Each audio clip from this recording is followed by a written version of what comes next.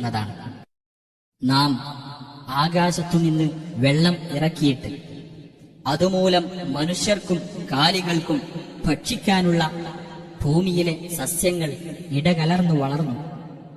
അങ്ങനെ ഭൂമി അതിന്റെ അലങ്കാരമണിയുകയും അത് അഴകാർന്നതാകുകയും അവയൊക്കെ കരസ്ഥമാക്കാൻ തങ്ങൾക്ക് കഴിയുമാറായെന്ന് അതിന്റെ ഉടമസ്ഥർ വിചാരിക്കുകയും ചെയ്തപ്പോഴതാ ഒരു രാത്രിയോ പകലോ നമ്മുടെ കൽപ്പന അതിന് വന്നെത്തുകയും തലേ ദിവസം അവയൊന്നും അവിടെ നിലനിന്നിട്ടേയില്ലാത്ത മട്ടിൽ നാം അവയെ ഉന്മൂലനം ചെയ്യപ്പെട്ട അവസ്ഥയിലാക്കുകയും ചെയ്യുന്നു.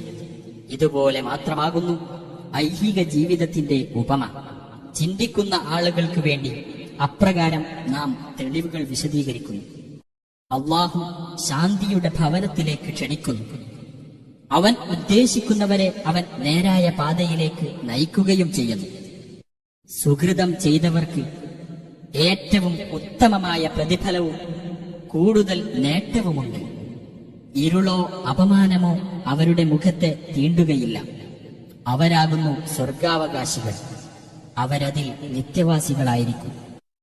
തിന്മകൾ പ്രവർത്തിച്ചവർക്കാകട്ടെ തിന്മയ്ക്കുള്ള പ്രതിഫലം അതിന് തുല്യമായതു തന്നെയായിരിക്കും. അപമാനം അവരെ ബാധിക്കുകയും ചെയ്യും. അല്ലാഹുവിൽ നിന്ന് അവരെ രക്ഷിക്കുന്ന ഒരാളുമില്ല. ഇരുണ്ട രാവിന്റെ കഷ്ണങ്ങൾ കൊണ്ട് അവരുടെ മുഖങ്ങൾ പൊതിഞ്ഞതുപോലെയിരിക്കും. അവരാകുന്നു നരകാവകാശികൾ. അവരതിൽ നിത്യവാസികളായിരിക്കും.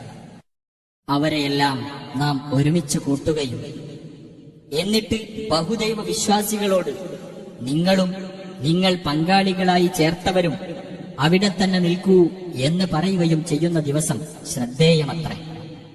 അനന്തരം നാം അവരെ തമ്മിൽ വേർപ്പെടുത്തും. അവർ പങ്കാളികളായി ചേർത്തവർ പറയും, നിങ്ങൾ ഞങ്ങളെയല്ല ആരാധിച്ചിരുന്നത്. അതിനാൽ ഞങ്ങൾക്കും നിങ്ങൾക്കുമിടയിൽ സാക്ഷിയായി അല്ലാഹു മതി. നിങ്ങളുടെ ആരാധനയെപ്പറ്റി ഞങ്ങൾ തീർത്തും അറിവില്ലാത്തവരായിരുന്നു. അവിടെ വെച്ച് ഓരോ ആത്മാവും അത് മുൻകൂട്ടി ചെയ്തത് പരീക്ഷിച്ചറിയും. അവരുടെ യഥാർത്ഥ രക്ഷാധികാരിയായ അല്ലാഹുവിങ്കലേക്ക് അവർ മടക്കപ്പെടുകയും അവർ പറഞ്ഞുണ്ടാക്കിയിരുന്നതെല്ലാം അവരിൽ നിന്ന് തെറ്റിപ്പോകുകയും ചെയ്യുന്നതാണ്. പറയുക, ആകാശത്തുനിന്നും ഭൂമിയിൽ നിന്നും നിങ്ങൾക്ക് ആഹാരം നൽകുന്നത് ആരാണ്?